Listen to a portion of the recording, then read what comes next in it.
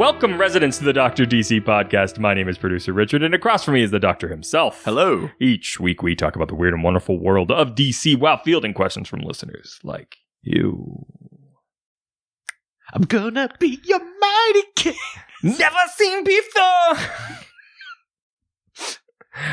That's the only. I think that might be my top one. I think because I was like the perfect age for that, and That's your favorite Disney movie?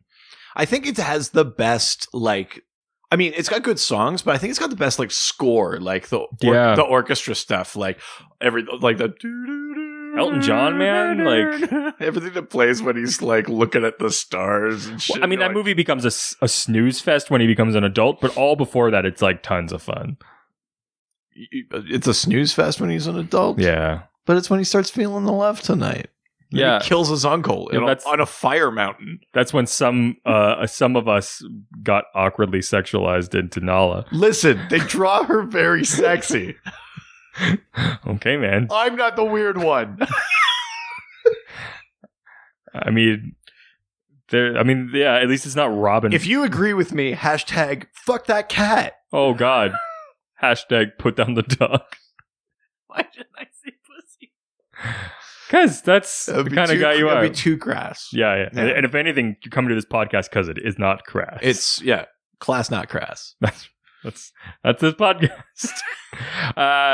Speaking of class, we got a review. Woo! I'm not dabbing. Why? Because it's close. I mean, just put your head down. Yeah, that's all it is. And then you're dabbing. It's not much. Because you're putting your head down, is dabbing a shameful act? Oh. Is it some sort of humble thing where it's don't look at my face. Don't look at my face. I mean, maybe. Yeah. Oh, that's a whole other sort of socio-political sort of thing. Yeah, I'm going to write my doctoral thesis on how dabbing is an act of contrition. All right. Well, we got the review from Ryan Putney, who gave us 5 stars on Facebook. I'm not going to do it. You threw it to me. I know, because I'd like to see if you're going to go for it. I learned my lesson. I like to raise you up so I can smack you down. That's our podcast. That's right. Yeah. He goes on to say, technically, I have already done a review through iTunes. Well, and then was moving on. No, we want everyone to double dip. Oh, yeah. Sorry. Yeah. Double dip that shit. But to heck with it, I am writing a review through Facebook too. The Dr. DC podcast is the ultimate comic podcast that has helped my love of DC grow even more than I ever thought possible. The Doctor and producer Richard never fail to make me laugh every episode. I am so happy that I went back to listen to every single episode. Oh no. You're a fool. Oh dear. You made a mistake. Not like this. No.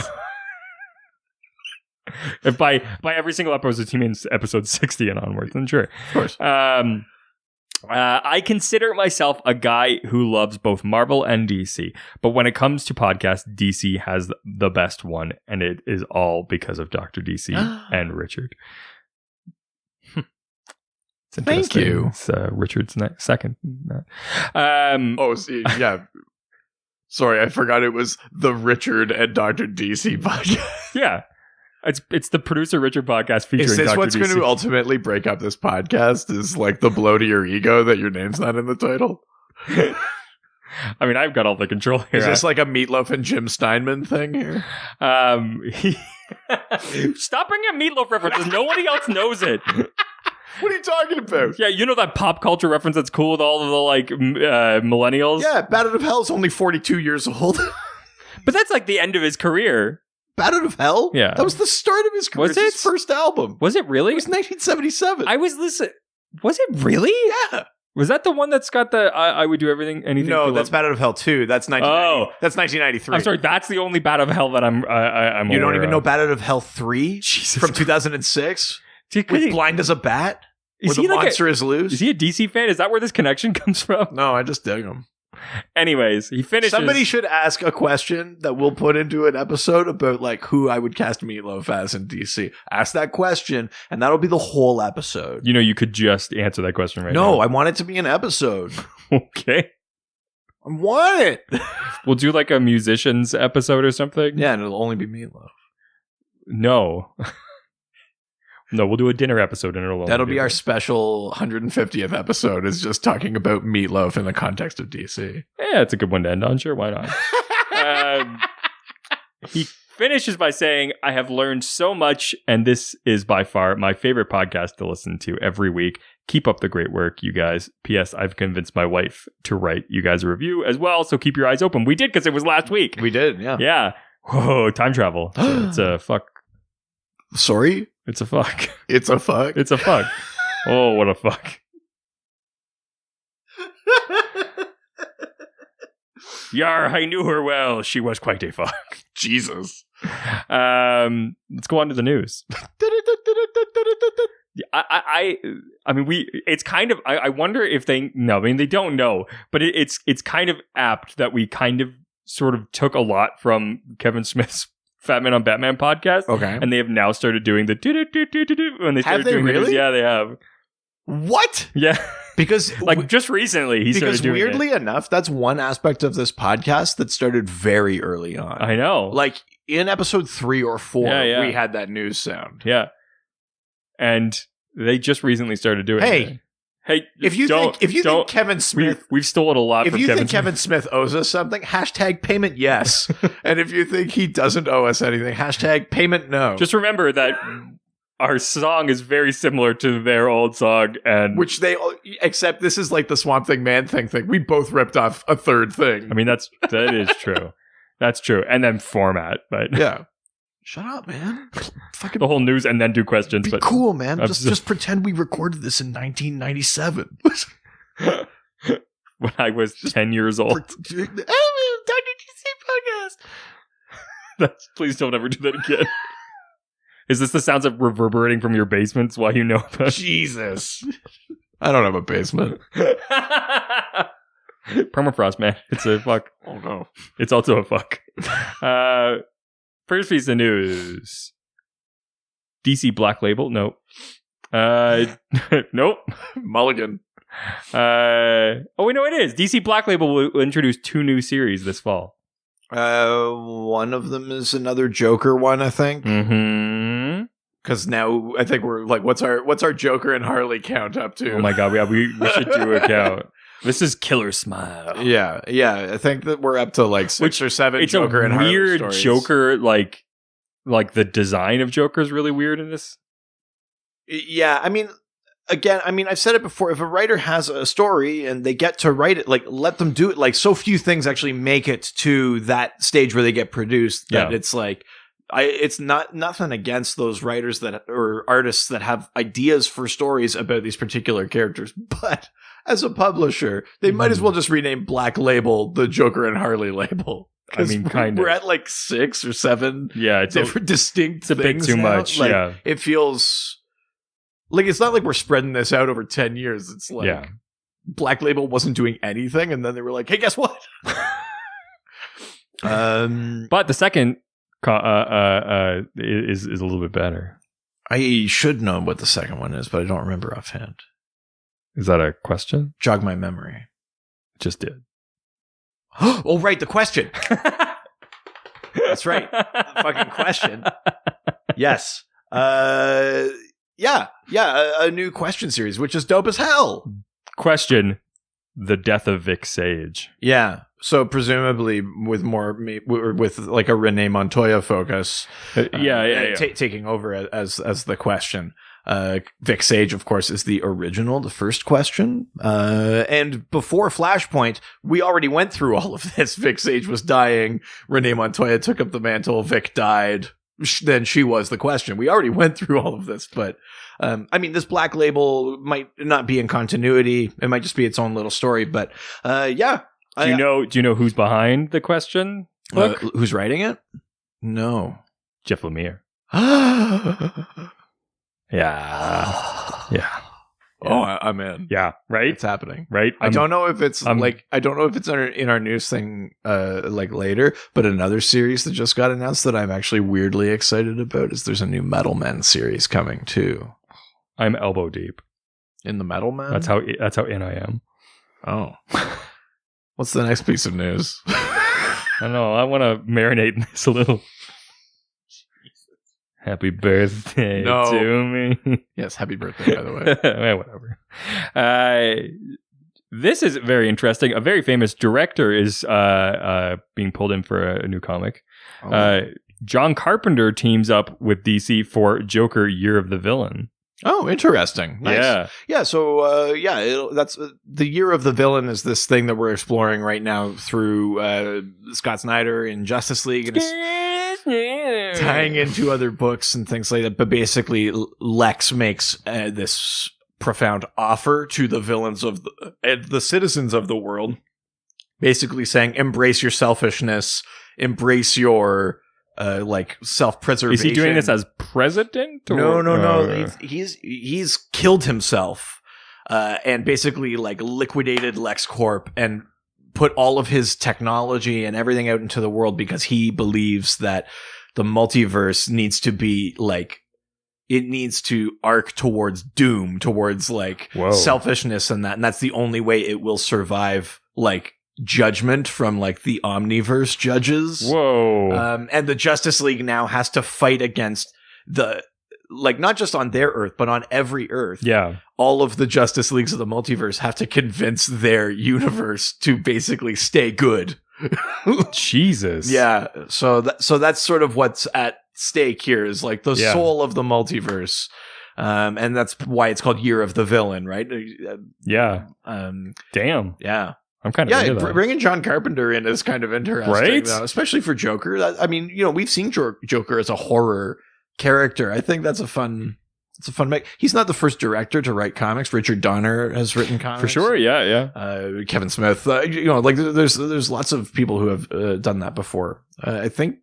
Well, I mean, he's not writing it, but isn't J.J. Abrams' son writing a Spider-Man series? Oh, I think so. Yeah. I mean, that stuff happens. So yeah, I'm interested in that.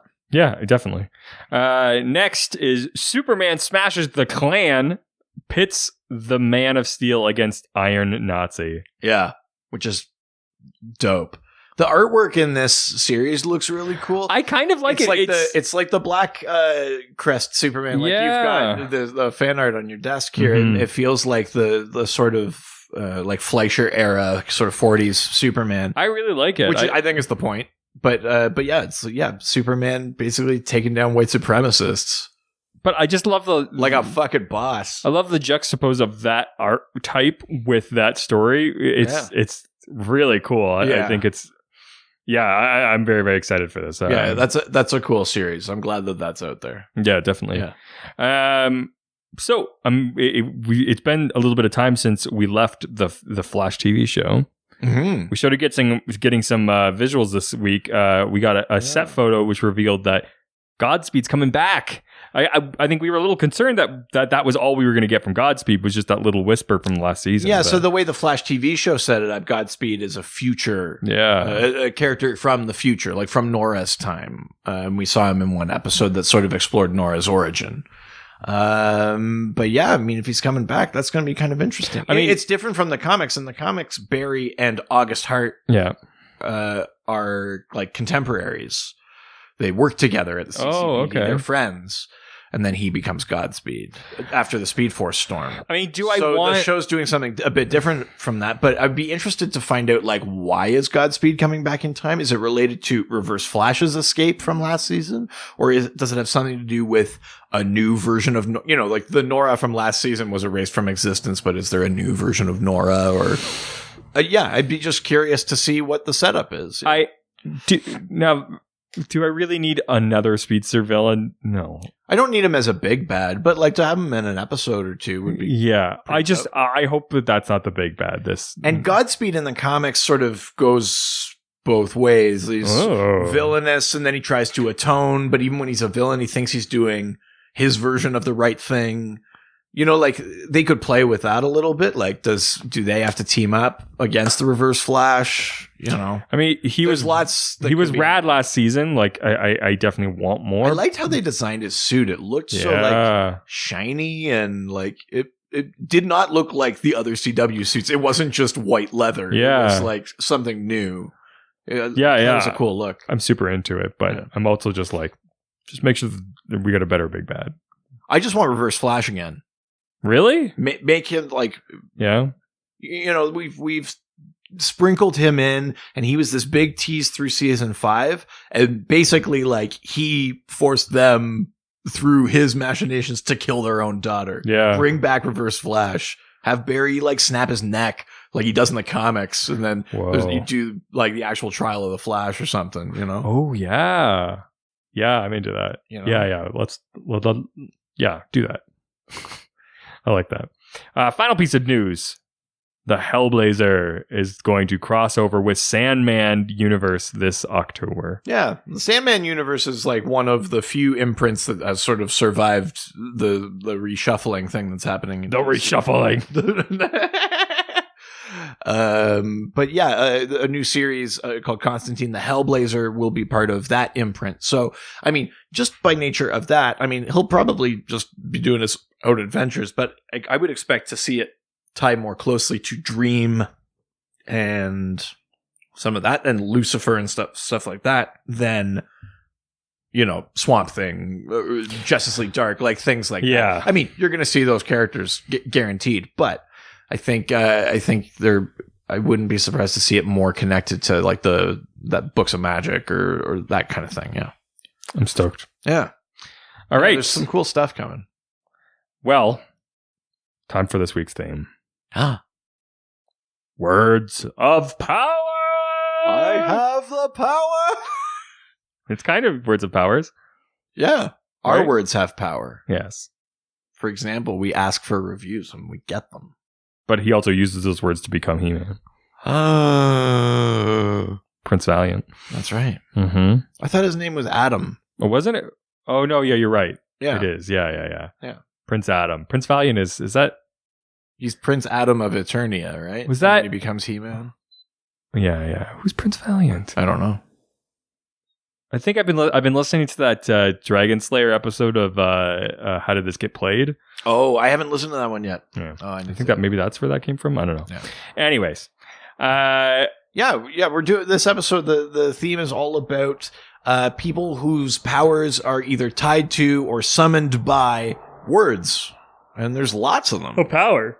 There's like a ton of characters for whom words are important. I didn't even think about it in those terms, because I mean, when you think of like, oh, they say something, becomes something, you're like Shazam, and then moving on. Yeah. But when you put it in that context, yeah, there's a lot. And, even just in terms of the idea of like, say a thing, turn into something else, there's more than just Shazam even. Like it's, yeah. So it's kind of, yeah, I thought it would be fun to explore. Did I say it weird? You almost said it like the Mandarin. You'll never see me coming. Terrorist. I am not a terrorist. Some people call me a terrorist. There's so few voices I can do. Yeah. That's Iron Man 3 Mandarin is one of them. Can you combine any of your voices? Combine them together? Yeah. Well, okay, here's the Mandarin in a Schwarzenegger movie. Get to the chopper. I meant like, could you do like, are you not a terrorist? It's challenging. I shot your parents in the alley. Let's move on to the game. We got a ton of questions for this one, so let's go to Facebook. Go to the face and the book. Go to the Facebook. Yeah, we get so much of this is jazzy. Yeah, it's nice. I've got a lot of jazz influences. If you couldn't tell from the podcast, like DJ Jazzy Jim. Yeah. Actually, it's so funny you say that. I was at a music festival over the weekend, and DJ Sheb from Tribe Called Red was playing, and I went down for his set. And in the middle of his set, he did a whole bunch of scratching over, Pump Me Up. That like, pump me up. But he was doing the exact scratch patterns that I know DJ Jazzy Jeff does on that song. Really? Because I'm big into Will Smith, so there's a whole track on Millennium where he just lets Jazzy Jeff like go, basically. And I was like, I recognized it. I was like, that's how Jeff spins it. Did you say anything to him? No, but I assume this is the DJ version of like doing a cover. Yeah. Yeah. Well, still, you should have said something. Yeah. He was doing the Transformer and like he was doing all the like the fucking scratch effects. It was dope. Like the song Transformer? No. Like, there's a scratch effect called the Transformer. It sounds like a Transformer. Why do you know this? Because of Will Smith. Wow. I didn't know you were that deep. It's just like, you can't just like anything passively, can you? Welcome to the Haha Pod. What's your favorite DJ name that you've heard? Ooh, my favorite DJ name? I can tell you what mine is. Is it DJ Tanner? Yeah, it is.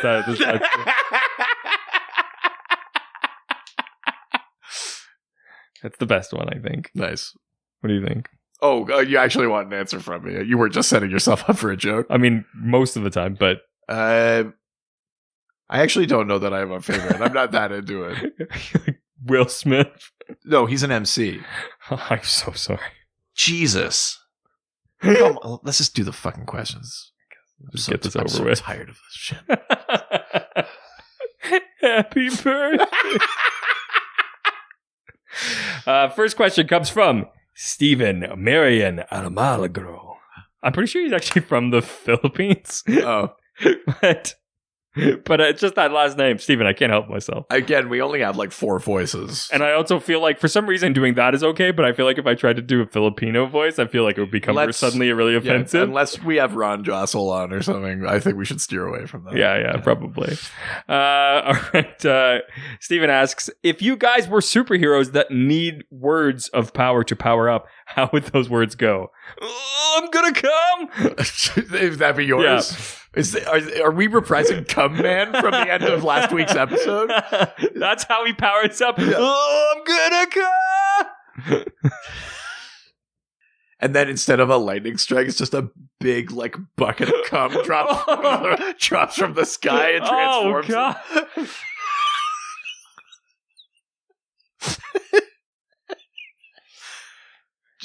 just a wizard just looking from the sky just comes on him and transforms him into cum. There's a reason why they call him a wizard. That's P. That's different. Whatever. It's all good. Jesus. What's your words of power? Yeah, I guess so. By the way, Dash will turn off the podcast. Oh yeah, fine. Is that what you want to go with? Yeah. Like, so that would turn you into Cum Man? Yeah. Right. Okay. What's yours? Yeah, I guess so. No, my I think who? Me? I think I would yell like go away. And then I would turn into like my ideal older version of myself, which is like the guy in whose yard like neighborhood kids lose frisbees. They're like, oh, we'll never get that back. Old man Vanier lives there. I think that would be, I would just go away. And then I would turn into your dad.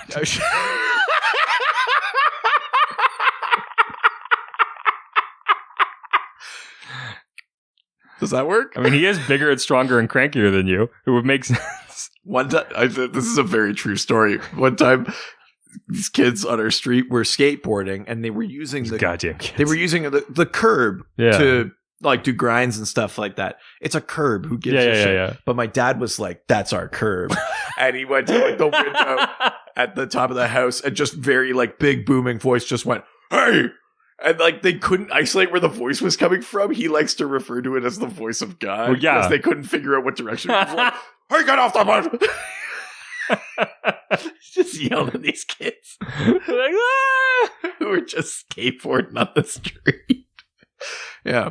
So I think my words of power would be go away, and then that would be me. Yeah, I feel like that's a thing that you've yelled many a times in your life. Yeah, I'm cleaning my room. Yeah, go away! Don't come in. Do you want to have a dance with me? Go away! I think you're also describing your character again. I'm gonna come. Go away! I'm gonna come. What is happening in there? I'm powering up. Go away. I'm gonna come. You just hear that giant bucket of cum sploosh on the roof. Is that not a normal amount? Well, hopefully we answered your question. Yeah, I hope it's what you wanted. If you're new to the podcast, welcome. Oh, welcome. Next question. We've only just begun. But not Dan, because he's Dan Dunn. Yeah, okay. What does Dan ask? Dan asks, does the Green Lantern oath qualify as words of power? They seem to say it whenever they need a pick-me-up. Do you know what? I would say, yeah, of course it does. So, I mean, like, the oath itself does not grant power. Like, just the words don't do it. But I think the idea is that, like, you know, in the training and in the Corps, this is like it's an oath that it's both sort of is meant to guide your actions, but it also, you know, centers you again. Since the ring is based on channeling the power of will, you say this thing, you channel your own will. And we've seen in the comics many times, even when the ring runs out of charge, if you don't have your battery, if you can summon enough of your own will again, you can kind of recharge your own ring. Like, that's a thing. So I love to recharge my own ring, if you know what I mean. We get it. Yeah. I'm gonna go. It's the wrong kind of ring. But I think saying the oath does count then as words of power. I mean, they used it as, even in that bad Green Lantern movie, the big sort of like fight with Parallax. Yeah. When he's sort of down and out, he uses the oath and centers himself and becomes powerful enough to fight, you know? So I think that totally counts as one. Yeah. More of like an esoteric kind of words of power rather than like a direct. Yeah, I mean, it's like having like a mantra or something, right? Like the words themselves aren't doing anything, but it's the act of the recitation or like focusing on what the words mean that channels something. You know, they're not magic words. Not just anyone can say in brightest day and blackest night and then they get Green Lantern powers. But if you're a Green Lantern and you're focused and you're using those words, then you can bolster your will. I do think that counts. Yeah, definitely. The way that Batman always goes, back away, child services. Yeah, that's really more of like a mantra. It is. You're not necessarily in dampest cave. Oh God, darkest hole. Gross. Next question comes from the most interesting resident. Andrew Delgado. That's right, my friend Andrew Delgado. He loved this question. He gave us a few different options. All right, let's have it. First one. Besides making Kit and Freddy brothers, is it Kid or Kit? Well, Kit. Okay. Did Kit... it was his name, but Kid Eternity is like his moniker. Did Kit Eternity's lore ever tie in with Shazam? Right. So we've talked a little bit about Kid Eternity before. He's a very like old comic book character, but the idea is that as a child, he's killed before his time, and he's sent back to Earth with the ability, when he says the word eternity, he can summon the spirit of any historical figure to like help him out. When they did like a retcon of that character many years later, they made his real name Christopher Freeman. They made him like the actual brother of Freddie Freeman, aka Captain Marvel Jr. And they made that a connection. And the idea, you know, like he was channeling the Kid Eternity rather was channeling the power of the Lords of Chaos at that time, which made him tied to the world of magic, which obviously Shazam, you know, Captain Marvel, that is all about the world of magic. So, I mean, there's a connection in there. But other than that retcon, did they do much with that? No, not really. There was some stuff about like he discovered that he wasn't actually summoning historical figures. He was summoning like chaos agents in disguise, and eventually he had to forsake the Lords of Chaos. The Lords of Order made him an offer instead, and then he could actually summon historical figures, but it was for like a way shorter amount of time. He had like 66 seconds. He could summon one soul at a time to help him out. So, you know, like, Lincoln, I need you to reach the beans. They're on the top shelf. Like, he could do that. Wow. Or something like that. Dial Dog? Jeez. He kind of has a power that is very much like a Dial H-y kind of That's really thing. Funny. Yeah. Sub question of this is, what's your favorite backstory for Kid Eternity's Word of Power?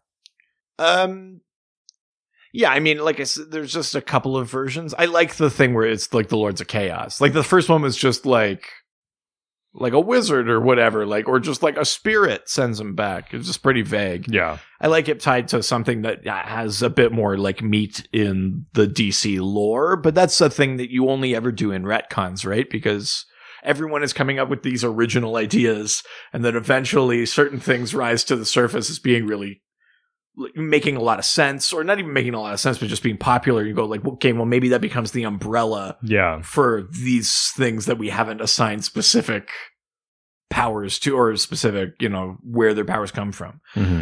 So I actually quite like him being like a Freeman. I like the little connection to the world of magic there. They have words of power, which makes a sort of consistency in the world of magic. Hawk and Dove, who get their powers from the Lords of Order and Chaos, also have to say, or did for a while, had to say their names to turn into their hero selves. They would say Hawk and Dove to transform. So, I mean, putting him in there with the Lords of Order and Chaos, like that, it all kind of makes sense. There's like you're starting to build a bit of like a logical consistency. Not everyone has to, Dr. Fate never had to go, Dr. Fate! But like, there's a little bit of like, you see a pattern among a few characters that seems kind of similar. Yeah. I like that. I think that makes sense. I do too. Yeah. And his last question is also, if Shazam wanted his next champion to possess the power of Thor, would he just be able to luck? Would he just be out of luck since his word doesn't have a T? Or can he make any word of power he wants? Right. So, I mean, his original name was it was like an anagram of Marvel, but then or he would say Marvel or something, and then Shazam was obviously like that was the wizard's name that you had to say to turn into whatever. But for example, when Billy took up residence in the Rock of Eternity, sort of became the wizard, Freddie Freeman had to say Captain Marvel to get his power, but he didn't get powers that aligned with the Marvel, like the letters of Captain Marvel. He still had the powers of Shazam. Yeah. So it's not 100% like that. But when you look at during Darkseid War, when Darkseid was killed, it sort of broke open the world of the gods a little bit, and Billy lost his connection to some of the gods, and the wizard very last minute basically pulled on the powers of other gods and gave them to Billy, but they still spelled Shazam. So the H, instead of being the strength of Hercules, he had the power of Hronmir, the Martian god of fire. So he had fire powers for a bit. Wow. And I would say, like, if you want the power of Thor, but you only have a Z, you're like, Zeus and Thor can do many similar things. Yeah. You get power of Zeus. Like, I think there's ways to work around it if you're the wizard and you're trying to like cobble together the powers of different gods. But yeah, I guess that's a fair point. He could be Thazam. Just be like, we don't need the wisdom of Solomon. Yeah. Like that. We didn't use it in the movie. You get Zeus and Thor now. Yeah. Or Shatam. Ooh. Yeah. Shatam. But never mind. Yeah, good old Shatam. Shazat. All right, well, let's leave Shazak. He gets the immortality of Keanu. I'm like Shazak. He gets the abilities from Saved by the Bell to be able to stop time. Oh yeah, Zach Morris. Yeah. All right, let's leave Facebook and head on over to Twitter. Twitter. See, he's very jazzy. Yeah, I told you I have a lot of jazz influences. I apologize. I always used to listen to John Coltrane's podcast. Yeah, you say on vinyl. You say I'm gonna come, and then you jazz everywhere. Jesus Christ! I'm very upset that this has become such a prominent part of the episode. Hey, you're the one who came up with the come here. No, you did. Oh, did I? Yes. Oh yeah. Go me. I'm only letting this stand because it's your birthday. Goddamn right it is. And I'll cry about it. First question comes from Jake Murphy, who asks, Po ut el til anazata si? Yeah. He asked in Zatanna speak if I think that Zatanna is too OP or overpowered. I think like the impetus for this question is right, because technically speaking, if Zatanna can say it backwards, she can make it happen. But that doesn't mean anyone that uses backwards magic could do that, right? Zatanna herself is exceptionally powerful. But the other thing that you learn through Zatanna stories specifically, but also in lots of stories with magic, is that there's always like a cost, right? Magic is always like a trade. There's some sort of, you never just get something for free. So let's say Zatanna had to use her backwards magic and just did something like move entire planet to the left or like whatever, like something crazy, took an enormous amount of power. Yeah. I mean, she probably does have the power to do it. But then my question would be like, what is she sacrificing? Does it shave years off her life? Does it come back around in some sort of like karmic retribution where she can never do it again, or she can't undo it, or like magic always has this like sort of unseen balancing act or whatever. And it's not like it's a hard and fast rule where you could do a calculation and be like, do a cost benefit analysis and be like, it's worth it. You could just like, you never know what the other side of that balance, what that equation is going to be. So in a way, Zatanna is extremely overpowered because she can basically do anything the story needs her to do. But if you're really paying attention to how that world works and how Zatanna works and things like that, you know that the limit there is, it's about like, what is the cost of the use of that kind of power? Yeah. Because she's still a human, right? She's not a god. She's not a demon. She doesn't just have this power, you know, like consequence free. You know, it would be different if it's a different type of character, right? But for Zatanna as a human wielding these forces, she's sort of subject to this kind of balancing act thing. So no, I don't think she's actually too overpowered, because if you're a writer with your salt, you're keeping track of that kind of stuff. Yeah. Yeah. I used to know a guy that you could give him any word and he could immediately tell you what it is backwards. Really? Yeah. Like instantly could do it. It's a cool party trick. It's a weird party trick. I remember if the rules of the DC universe ever just like came into being, he would be a good person to have. Well, that's the thing, right? I remember it, like he would get, we would all get super drunk and just start like, we like sitting around on couches, like just giving him words. Xylophone. Yeah. It's and he would literally just go. So he would say it backwards or he'd spell it backwards? Say it backwards. Oh shit. That's so much harder than spelling it backwards. Yeah, that's what was so crazy. I remember it just blew our minds constantly. Yeah. That's so much harder than just spelling it. I know. You have to figure out like the actual phonetics of a word that doesn't exist. Well, and that's the thing. He would. It's not like he like would go think for a second. It would be like you give him a word and literally be split second. Do you know there's a clip that I like online of Julie Andrews who can still say supercalifragilisticexpialidocious backwards, and like Jonah Hill or someone is like, do it, and she just does it. Like, really? Yeah. Wow. I mean, if anyone could do it, it should be her. Yeah. I'm assuming that you just, when you're drilled into your head long enough that it just sticks there, but yeah. I'm gonna go. Oh, Jesus. All right, next question comes from our old friend and previous Patreon episode guest, Dave Rossi. Dave! Dash will turn off the podcast. I fucking already told you once. Don't make me tell you again. Why are you so aggressive with Dashel? He's already off. It's fine. But also, do what you're told. Jesus. You're in a weird mood today. It's my birthday. Feeling weird. Yeah. This is also like one of the first episodes I haven't done slightly drunk in a long time. Well, yeah, you had 2 beers last episode and we almost didn't make it. I don't know what was in that beer. That was strong. I listened back to that episode because you are loopy. I got a little drunk. Yeah, I think that like I tried to listen just for posterity to like make sure that there's nothing. Really, it's more from like a sound production thing. But I try to every like 10 episodes or something, I'll listen to one of them. And and I listened to that one. I was just like, whoa, Daddy got drunk after the break. Jeez. All right. Dave asks, Banshee can kill you by uttering your true name. When she yells Superman, it doesn't kill him, but Clark doesn't believe that's truly his name. What if she yelled Batman? Right. Discuss. So yeah, the Silver Banshee is traditionally a Superman / Supergirl villain. Yeah.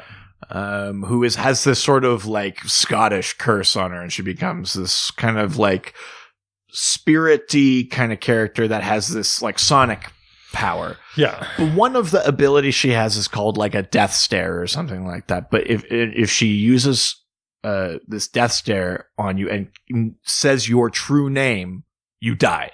Wow. So she would stare at you and she would say, Producer Richard, and you'd say, that's how I view myself in everyday life. That's my true name. And then you would die. She'd say, God of all, hunk of many, sex appeal, out of control. And I'd go, sure. I'm dead now. Yeah. Well, it's your birthday. So yeah, there is a point where she tries to do that with Superman. She has taught Superman's Kryptonian name in like Kryptonese. And she says it, but it doesn't kill him. It incapacitates him because it's still a very powerful ability, but it doesn't kill him. And it's because Superman doesn't see himself as Kal-El. He sees himself as Clark. He's Clark Kent. Yeah. That's his true name. So Dave's question is basically a version of who is the real person, Batman or Bruce Wayne? And I think canonically, if Silver Banshee said Batman, it could kill him, because there's a comic that's not even from all that long ago of the Trinity meeting up, and they all hang on to Wonder Woman's lasso of truth, and it's like a thing they do at the beginning to just I remember this sort of set that they're being honest with each other. And so he says, like, say your true name. And Soups says, like, Clark or Clark Kent or something. And she says Diana. And Bruce says Batman. And he's holding the lasso. And he says Batman. That's who he is. Bruce is the mask. Mm-hmm. So I think by that logic, Silver Banshee saying Batman should kill him. Of course, he's Batman. He probably has, like, bat earplugs in so he doesn't hear it. Or you know what I mean? Like, there's always a way out, right? But also that power of Silver Banshees is kind of like erratic in the comics. Sometimes she said someone's like alias and it's killed them. Now, you could make the argument that maybe that person views themselves that way. Yeah. So maybe that's why. But it's still like internally, the logic still isn't 100% sound. Mm-hmm. But yeah, I mean, to answer this question, Batman is the real person. Bruce is the mask. And to some of the friends of Dave's who said otherwise in that Twitter feed, you're wrong. No, welcome. Listen to back episodes. You're still wrong, but we're happy to have you. But we're happy to have you. You're wrong. What like a mean way to welcome someone. Well, they're gonna get used to it now. Just wait till they start getting drops. Yeah, that's right. Yeah. Speaking of, let's go to the next question. Let's do it. Comes from good old two first names himself, James Paulson. James, son of Paul. James, son of Paul. Let's have it. Who asks two questions. First being, what is the weirdest word of power seen in the comics?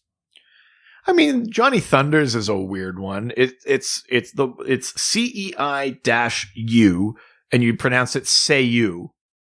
Oh, and then that summons his Thunderbolt, his genie from the is that fifth like dimension. Is he like a character from the 50s or something? He's a Golden Age character. Yeah. So it's one of those things where it's just like say you. Like, well, that's the thing. Is and that then they like transformed it. Well, he has this like ability, but he doesn't know it. And he's like washing a window, and someone says something. And he goes, say you, and then this fifth dimensional genie called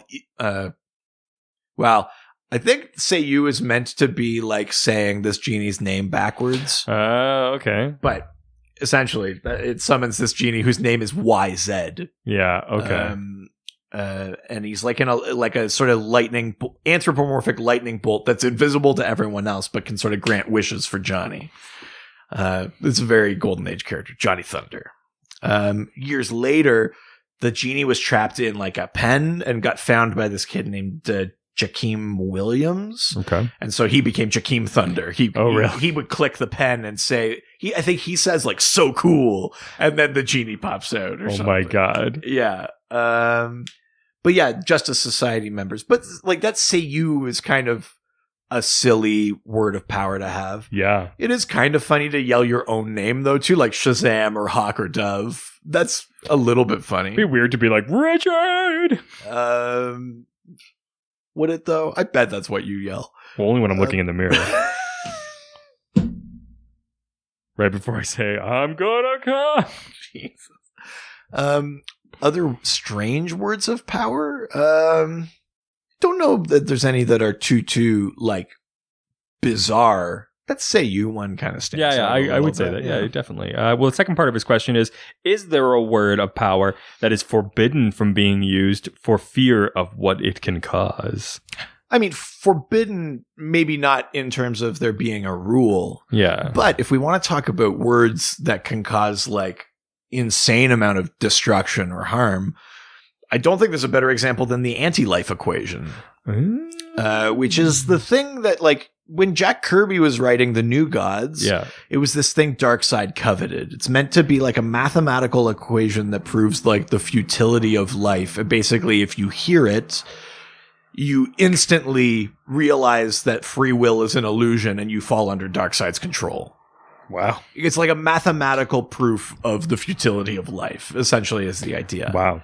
And so in Final Crisis, the whole setup of Final Crisis is that Darkseid gets the anti-life equation and releases it. Jeez. So people would read it or hear it or anything like that, and they instantly fall under his control. Wow.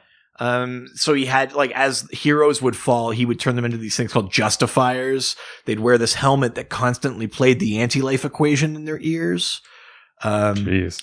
In Deceased, the sort of new kind of zombie-ish series that's like an Elseworldy thing that's being written right now, the premise is that Darkseid modifies the anti-life equation and makes it like a techno-virus, and he sends it to Earth in Cyborg, and when Cyborg gets to Earth, his systems automatically uplink to the internet, and like instantly like 2 billion people fall to the anti-life equation. Jesus.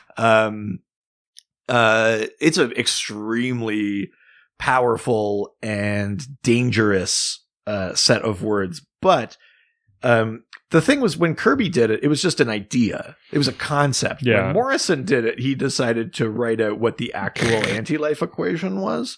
Yes, you mentioned this before. It's pretty silly. I mean, like, I get it. I know what he was going for, but it's pretty silly, and I'd like to read it to you and just see if it works. Frankly, so let's have a little look here. Where do we have? Right. So, Richard, I just want you to listen very closely. Okay. Let's see if this works. It's loneliness plus alienation plus fear plus despair plus self-worth divided by mockery divided by condemnation divided by misunderstanding times guilt times shame times failure times judgment. N equals Y, where Y equals hope and N equals folly. Love equals lies. Life equals death. Self equals dark side. Richard? Yes, master. Holy shit. I should have done this 124 episodes ago. I'm gonna come! Damn it! His erection was too strong. That's right. Could cut glass. That's the anti-life equation as written by Morris. Of course it is. Yeah. But yeah, I mean, it's not forbidden. I mean, it's only forbidden in terms of the fact that it's generally unknown and it's very, very dangerous. Yeah. Yeah. All right. Let's go to the next question, which comes from Chad Bokelman. Bokel. Who asks, words of power, powerful words. So does that mean big words? Does he count? I conceded that I would give a little shout out to this character. Big Words is a member of this team called the Newsboy Legion, which was basically like a bunch of like riffraff newsy kids and a cop, Jim Harper, who was also secretly the superhero, the Guardian. They would fight crime during the war. They would, they were the Newsboy Legion. It's a very silly sort of thing. Yeah. But a lot of these characters, for some reason, ended up working for Project Cadmus, which is this sort of government. Katniss Everdeen? Cadmus. Oh, okay. More like the Cadmus of myth, who sowed dragon's teeth into the earth and raised an army. Sure. What, you don't know Cadmus? Yeah. Oh, 3 fingers. That's a lot. It's not the first time you'll say that today. Jesus.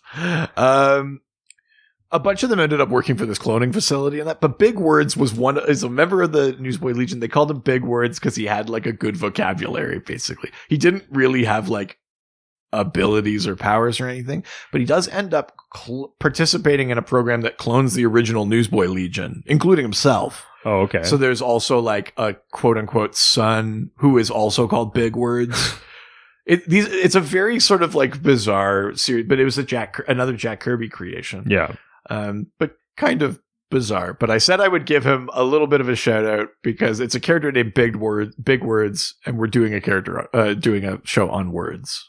So technically, like it wasn't like he would say a big word and then people would be like, "Oh, I don't know what to do," and then like, or words aren't his power. That words aren't his power, or other than in the way they're a power for anyone, where a better vocabulary helps you to better express yourself. Knowledge is power. Yeah. That's about it. Yeah. G.I. Joe. Take a look. It's in a book. That song, Reading Rainbow. I can only hear that version on YouTube where someone remixed DMX into it now. What?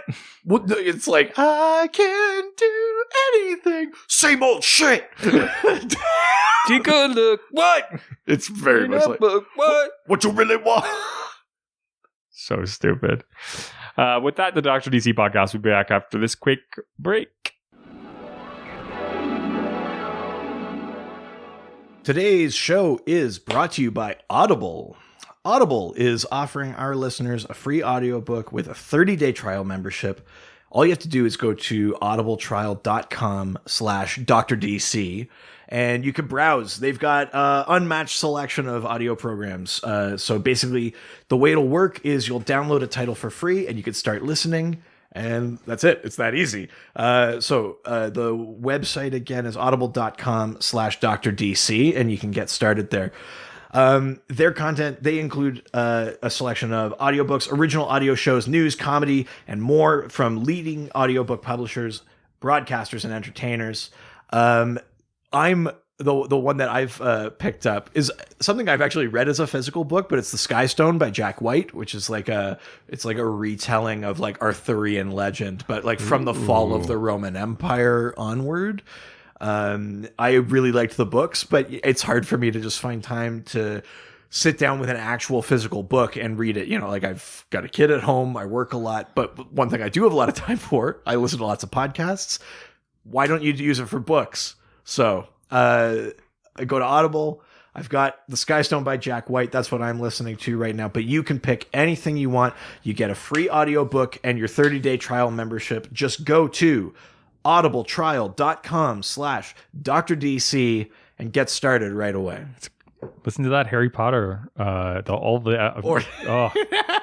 So well done. That's the one that I definitely love. No surprises there. Well, yeah. And now back to the show. Back to the show. Audible away. Imagine if I just did the whole ad like, what's the ad? It's funny because it's called Audible and you can't hear it. Oh, I see what you're doing there. Yeah. Get it? God, you're funny. That's what you come here for. Top notch. Baby.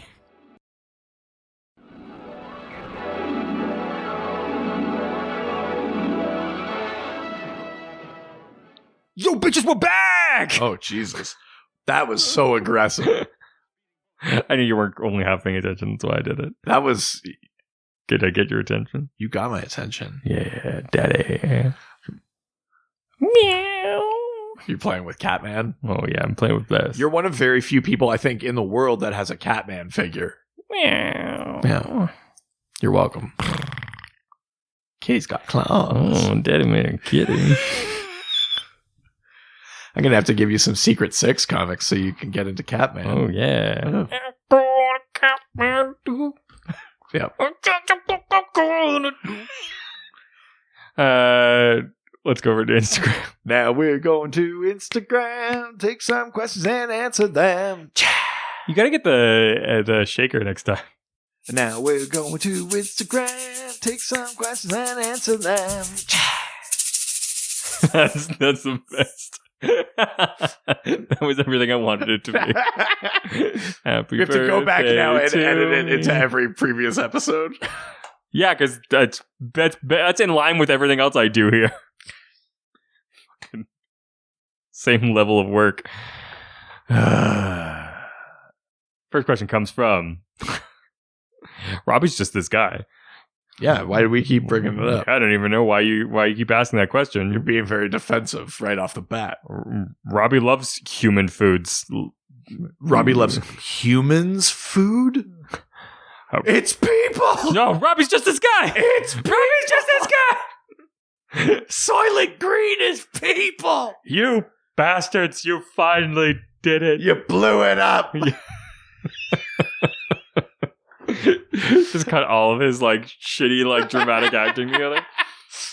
All right. Robbie asks, what would your ranking be for the top 3 characters who use a word of power?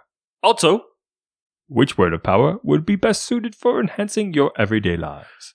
Okay, so that first question. I don't know why he made him British, but he suddenly is. Yeah, nothing's less suspicious than a British accent. Robbie's just this guy. I don't know why you keep asking me that. I mean, I'm banking on the fact that a British accent rarely hides something sinister. Yes, that's absolutely correct. Let's say top 3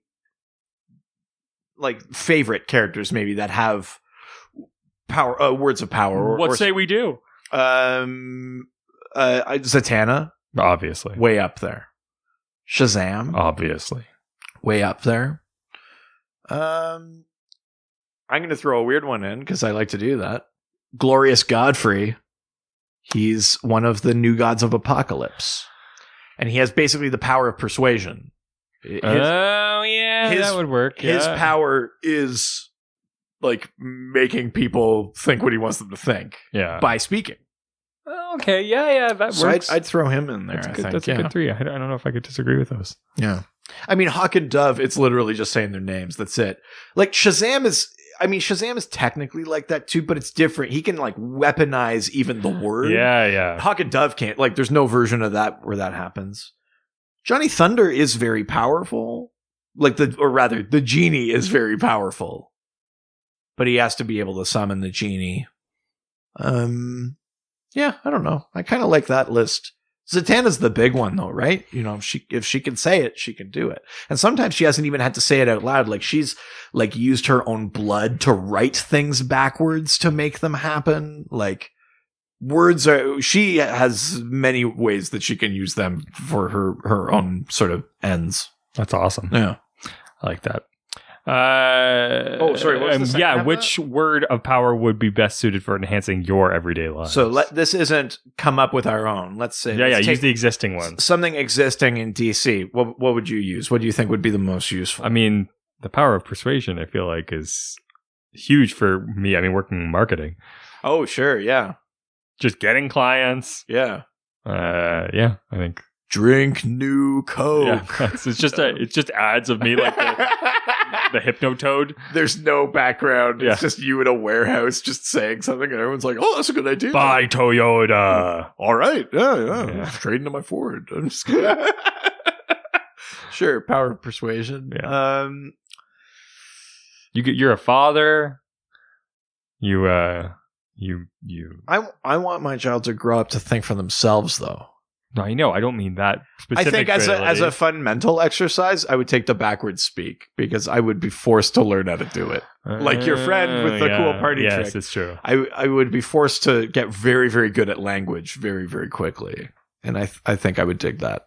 I like that. I would take backwards speak. It's a good one. Next one comes from... Oh, wait, sorry. I meant to ask. Would you just have the power of persuasion, or are you talking about unleashing the anti-life equation? People would be enthralled permanent slaves to you, or you just mean the Glorious Godfrey would just say something persuasively and then it would happen? I mean, I meant the Glorious Godfrey, but now that you say it. There we are, the old delusions of grandeur. Delusions. Loneliness plus. Next question comes from the real Josh Gill. Gill. No, sexy Gill. The lawsuit won't stick. Gil. Oh no. Across the line. By the way, when we get to the dial doc portion, I have one submitted from Josh Gill. Really? That I think you'll like. Oh, okay. I'm ready for that. Yeah. Josh asks, Speed Force equation. Does Barry know it? Is he incapable of using it? Why didn't he use it in Flashpoint instead of zapping himself with lightning twice? I think in our Speed Force episode, we talked about a character called Johnny Quick, who is not the Johnny Quick that's like the Earth 3 evil Flash. This was like a Golden Age character who had speed, but basically he had unlocked like a speed equation and he would say it out loud and then he could run fast. Many decades later, when the Speed Force became a thing, they retconned the idea that what Johnny had found was a portion of a full equation for the Speed Force. And that's why he could run, but he could only ever run, I'd say, about like half the speed of light. Like he had a real hard limit on his speed.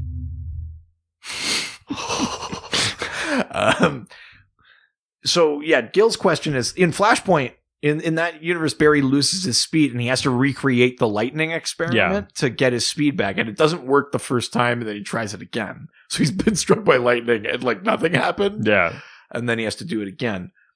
I mean, it could be that Barry just doesn't know or remember the equation, but also that equation wouldn't have been enough, because even in the premise of Flashpoint, it took the murder of Reverse Flash to free up enough Speed Force for Barry to fix it.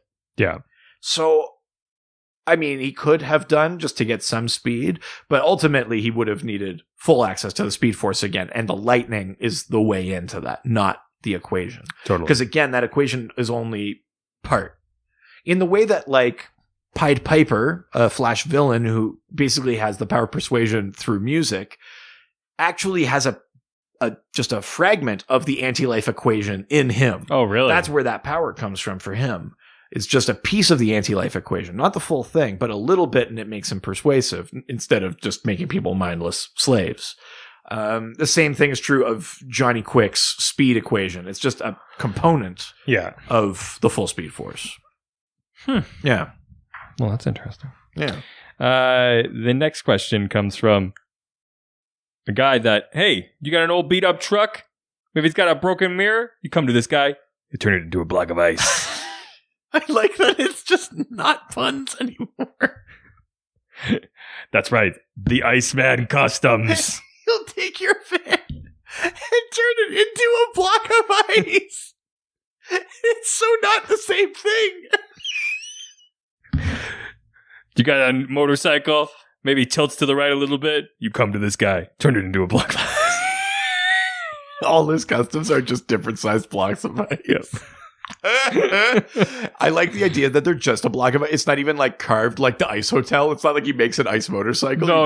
It's just a block of just ice. A block of ice. The Iceman Customs. Yes, that's right. Who asks, isn't it funny that Freddie Freeman had to use Captain Marvel as a word of power? So when anyone asks for his superhero name, he couldn't tell them, otherwise he would literally power down. I don't know if this was already retconned, though.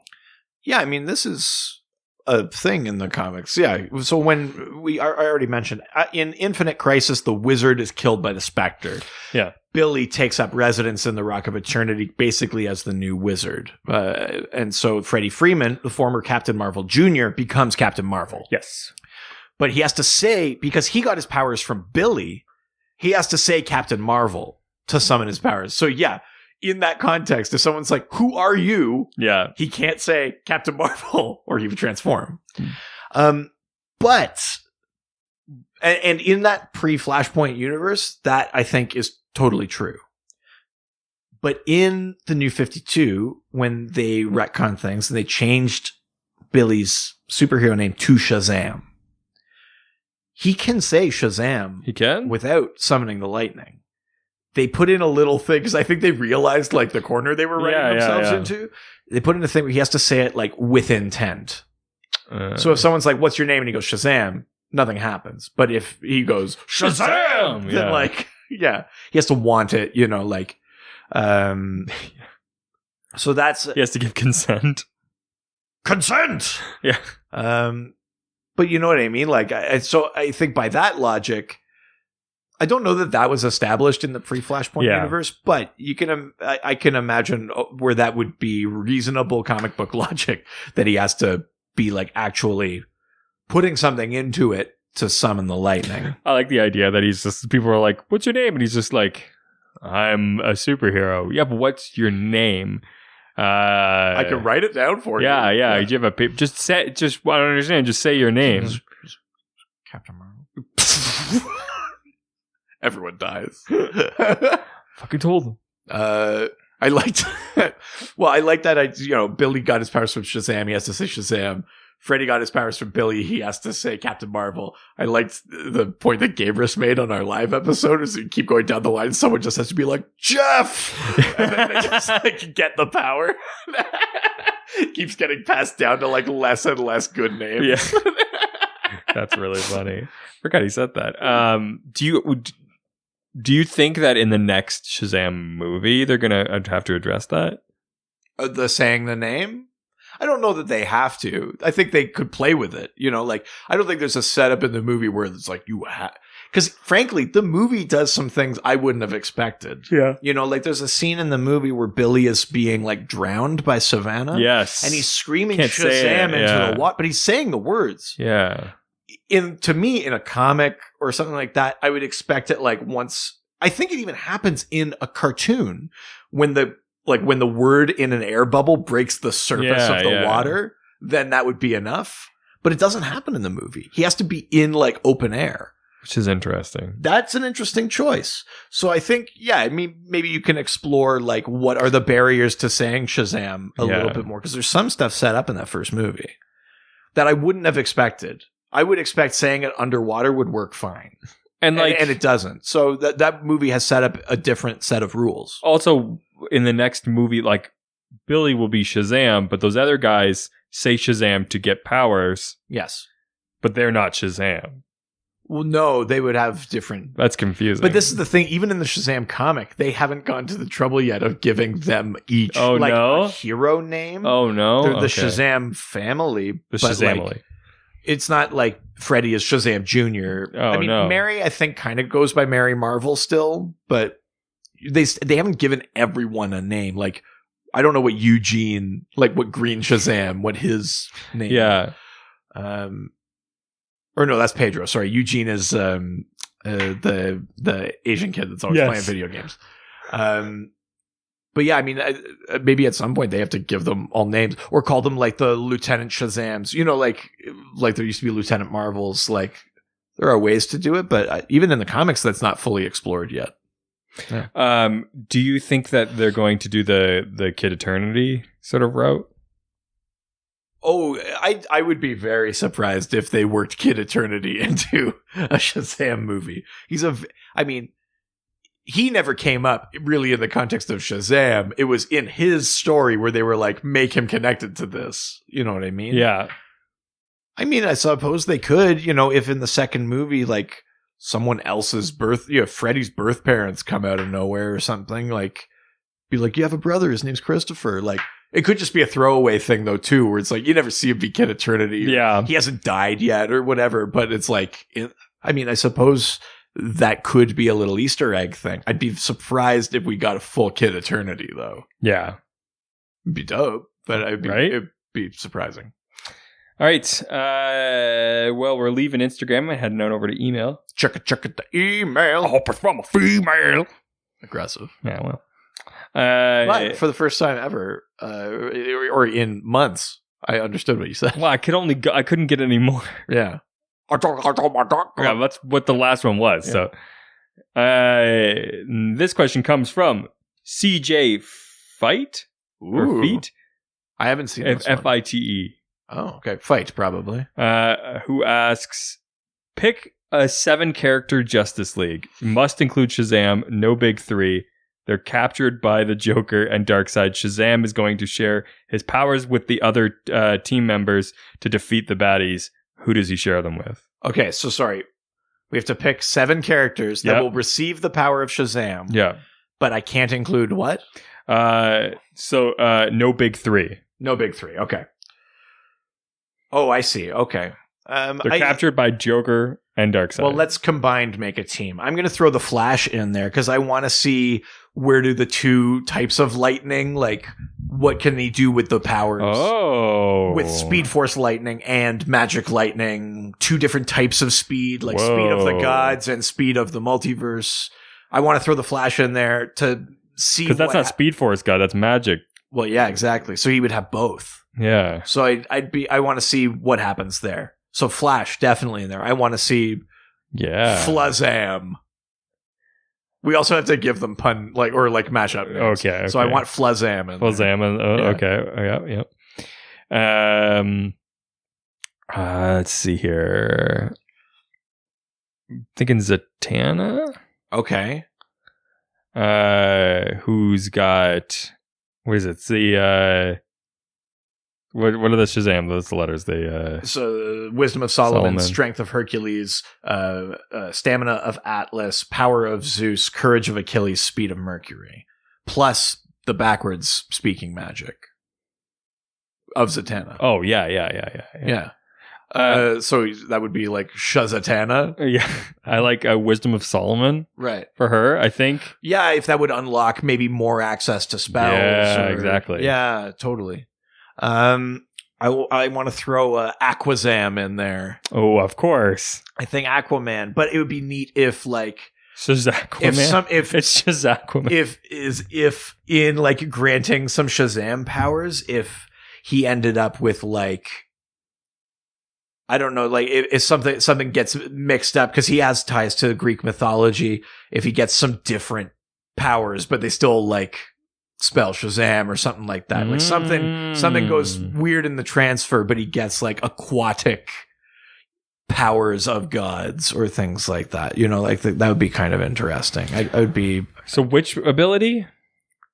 I'm it'd be neat if he got like. If one of the A's got replaced by like either like Arian, like that ancient Atlantean sorcerer, or Atlan, like the first king, or something like that. Like it'd be interesting if he got like actual control of water, which is not an Aquaman power. No, because that's Mira can do it, but it'd be neat that. if something went haywire in the transfer and he got actual control of water. In addition to some of the other Shazam powers. Ooh, Yeah. I like that. Something to that effect. I think I'd be interested in. Yeah, I like that. I'm thinking maybe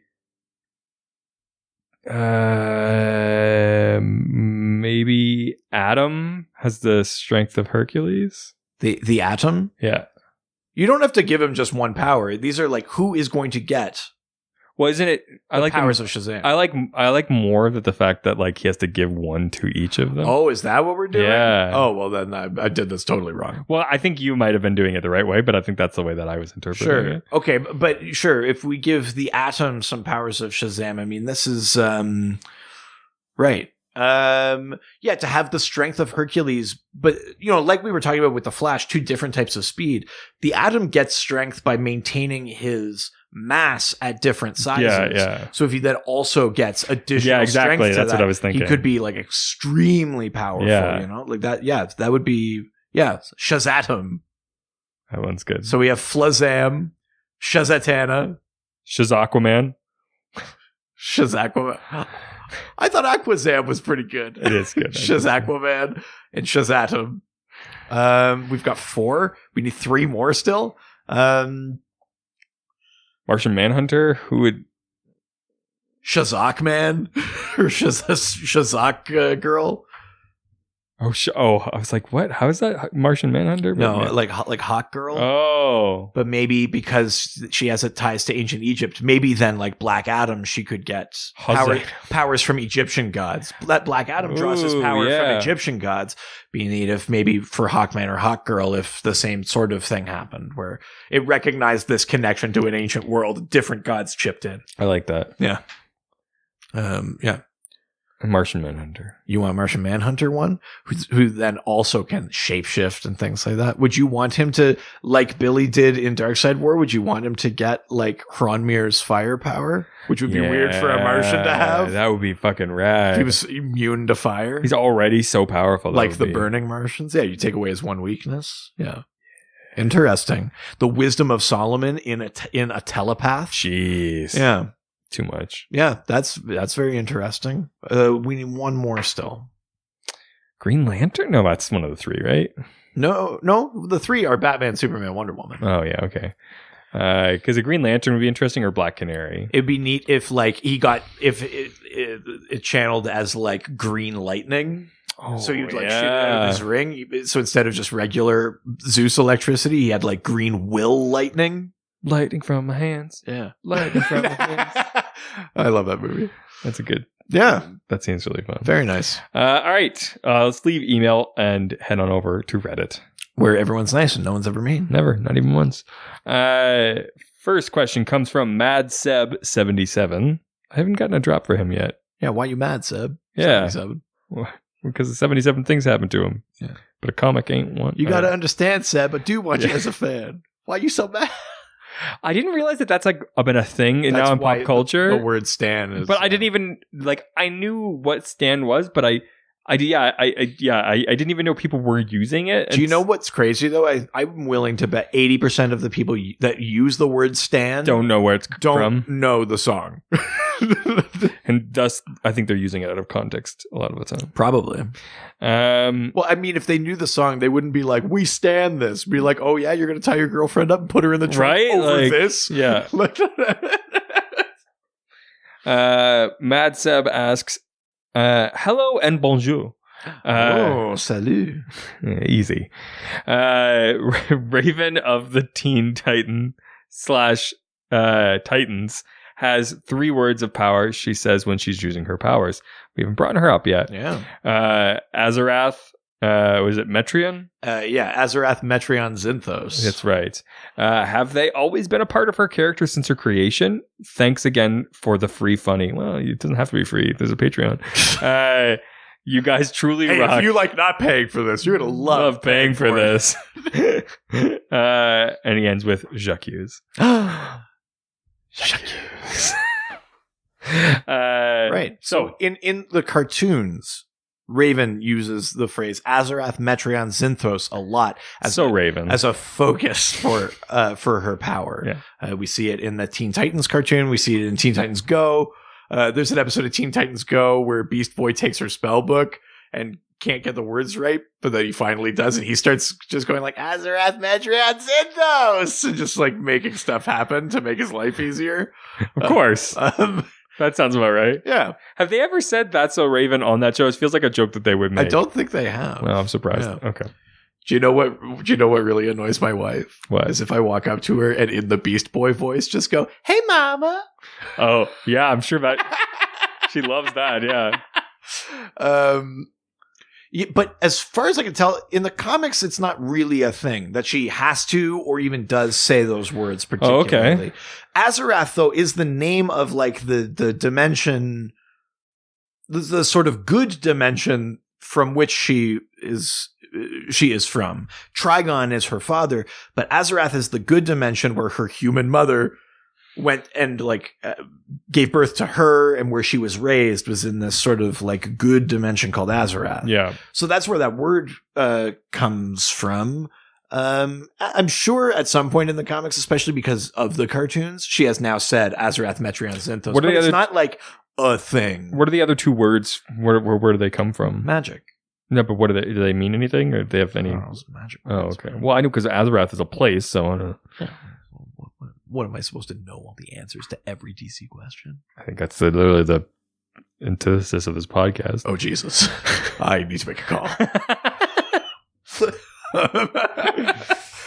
No, as far as I know, like it's not like a thing from the comics. It's not like that's always been like a really key element of her. Yeah. But now that it's in other pop culture things, it wouldn't surprise me to see it more and more in the comics, because things move both ways there, you know. Yeah, they do. We get it. In and out. Last question comes from Never Say Die, Iron Joker 33. Who asks, it's a great last question, what is your favorite word/words of power? What do you like the most? Oh, absolutely. I mean, it's hard to top Shazam. It's pretty cool. Shazam has like the right kind of consonants that you can put like oomph into it. Feels and good coming out of your mouth. Yeah. And the fact that like lightning strikes when you say it is pretty baller. Yeah. That's hard to beat. It's way cooler than like 2 bracket 3AB bracket 4YZ speed equation. Like, it's way cooler than that. It's cooler than the end-of-life equation. Yeah. I mean, Shazam is hard to beat to me.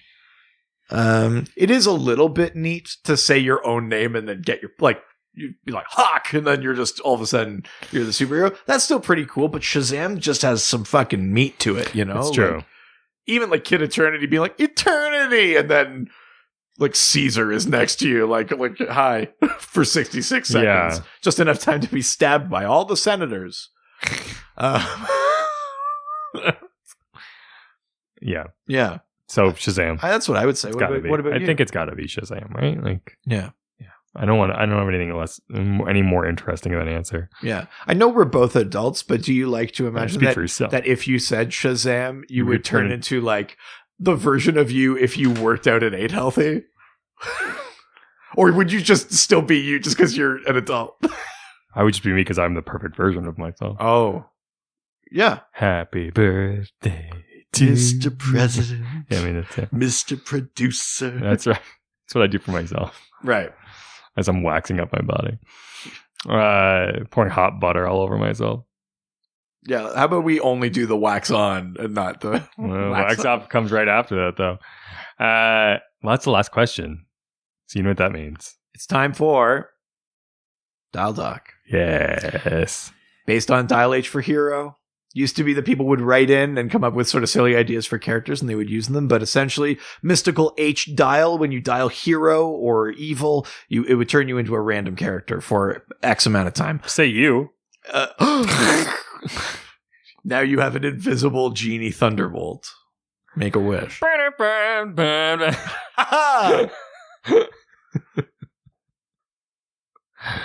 Can this be over? Come on, whisper to me whatever it is you want.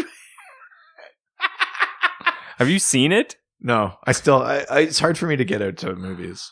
Yeah. I'm just sad because Spider-Man's not playing at the good theater here, so I refuse to see it. It's not, well, the bad theater is closed. It's condemned. Really? Because I thought somebody was going to see it recently. Someone said it opened again, but I walked by it and it's not open. Oh. How have they not... Fucking Toy Story 2 and fucking Toy Story 4. Yeah, we just got Toy Story 2. Yeah, that's how old it is. No, but I want to find out with Prospector Pete. Secret Life of Pets 2 and Toy Story 2, which I was talking to Stump Chunkman the other day. Stump Chunkman.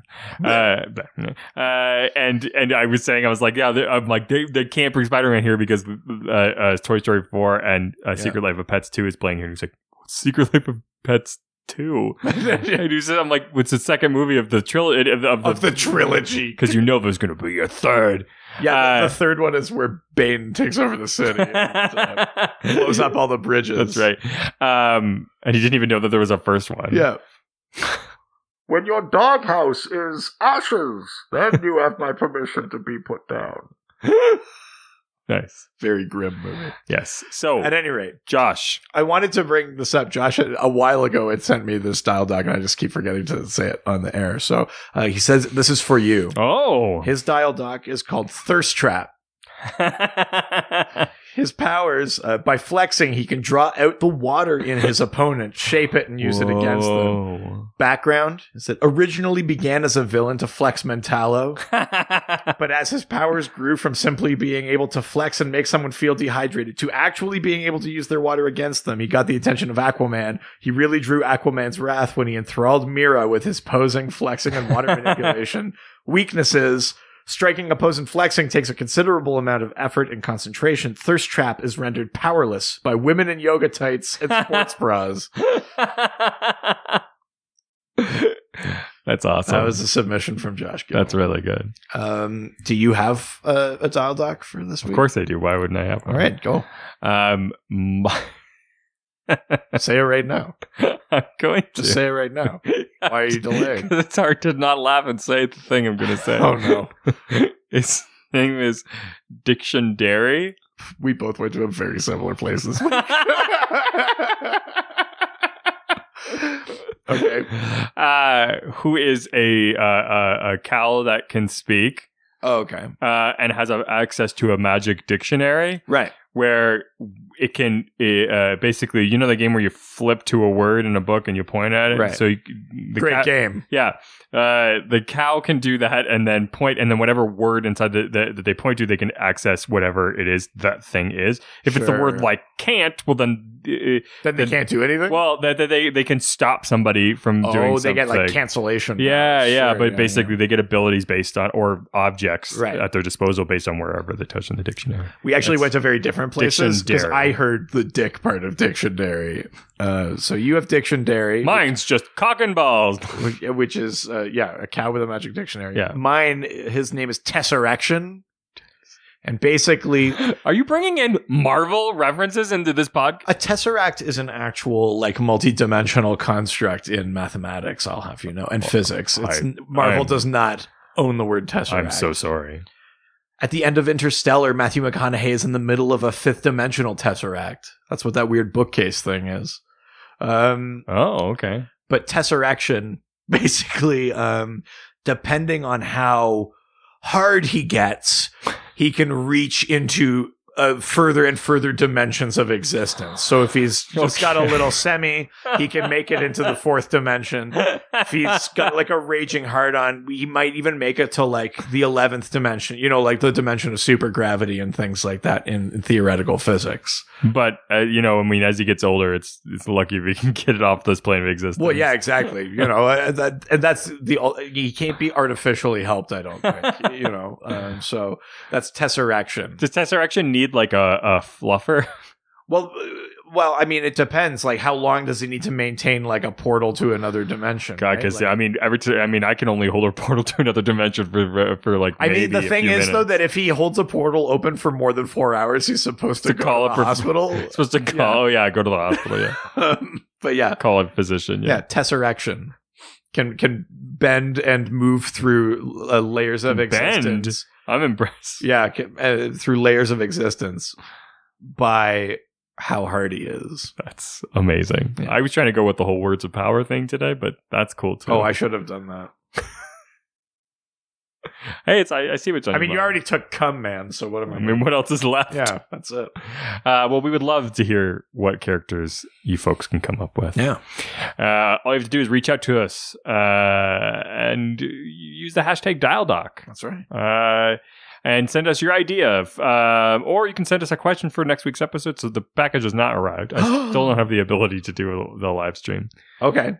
Well, that's all right. I'm just going to, at random, pick one from my list of episodes that we can List of episodes. And from list of episodes, next week's episode is going to be about rogues galleries. Ooh. So talking about villains of different heroes. I mean, you're welcome to ask questions about any heroes, villains that you want. But, you know, we often talk about Batman, you know, Superman. Yeah, Batman's addressed here. Feel free to go to like weird ones because some characters that you might not realize have like actual like multiple villains. They have like actual galleries of their own. So yeah, rogues galleries. We're going to be talking about different villains of different heroes. That's I love it. That's awesome. Yeah.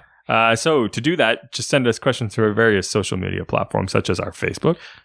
I almost said go to the Facebook. Jeez. Dr. DC Podcast. You're hooked on that. I know. Twitter at Dr. DC. Instagram Dr. DC Podcast. Email drdcpodcast@gmail.com. Our subreddit r/Dr_DC. And of course, the doc phone is now open. All you have to do is call us at 208-917-3238. 208-917-DCEU. Also, not only can you talk to us online, but you can also read some DC specific articles, or you can buy our merch. Buy our merch. Buy our merch. Buy our merch on our website, drdcpodcast.com.ca. And of course, we release an extra episode. If you like what you get for free, you're going to love what you pay for. You're going to love the way you look. Yeah. Join our Patreon and love the way you look. Yeah. There's a whole extra episode every week that come out on Fridays. It's the Dr. DC Double Dose. It's patreon.com/Dr. DC, and it's only $5 a month. And we're approaching a threshold where we might release an additional tier with even more stuff. Like 4 more, I think, subscriptions? Yeah. Jeez. We've got really cool episodes up there, though. We talk about stuff, some DC stuff, some non-DC. We talk about movies, comics, music. We just had Dave Rossi on talking about his career working on Star Trek. Some of the best Star Trek stories I've ever heard. So if you're a fan of the Trek at all, listen to that episode because you get to hear that Riker story. I still want to tell everybody. I love that. It's such a good story. I don't tell anyone. I direct them to the Patreon. I've said you have to subscribe. It's for subscribers. I mean, that's smart. Yeah. Yeah. I'm giving it away like everything a chump. Everything is content. That's right. So yeah, make sure to subscribe to the Patreon. And of course, you heard it at the beginning of this episode. We got a review. We're trying to get more. We're trying to get to 52 reviews right now. Yeah. Apparently, we've decided we're going to get a tattoo if we get to 52 I just want the record to show that you're the one that made this thing. I know. When we get to 52 reviews, Richard and I will each get a DC Comics tattoo. We will. So all you have to do is you can go to iTunes, you can go to Facebook, go to any platform. We've been getting them from like some different random platforms. Podbean. Yeah. If you've already given us a review, give us one from somewhere Start else. A forest fire, but then sculpt the smoke into a 5-star review of our podcast. That's right. In the child custody paperwork that you have, write a review for the Dr. DC podcast. Oh yeah, I mean, as you're filing for divorce, instead of irreconcilable differences, just write 5 stars, Dr. DC podcast. We love this show, or I love this show. She doesn't. Yeah. Just write that before you submit it to the judge. When you're pulled over on the highway for speeding, and the police officer asks you, "Do you know how fast you were going?" You can say 5 stars for Dr. DC right. podcast. Yeah, of course. When you're in line at like the DMV and then they ask to see a piece of ID when you're like getting registered, just hand them a 5-star review of the Dr. DC podcast. That's right. Yeah. Customs really appreciates that too, so make sure you do that there. Yeah, but make sure that you're like hiding the 5-star review like in a bag in like the tire well of your car, so when they look in there they think they found drugs, but like, oh no, it's a 5-star review. And then when they find that 5-star review and they go, what do you have to say about this? You do you have anything to declare? Yeah, no. Well, you quickly put your hand inside your jacket and go, "I've got this," and then whip the other 5-star review. You just whip out your phone and it's got Stitcher open. Yeah. Just go take a look at this. Yeah, it'll end really well. I'm about to light you up. You turn your phone on really bright.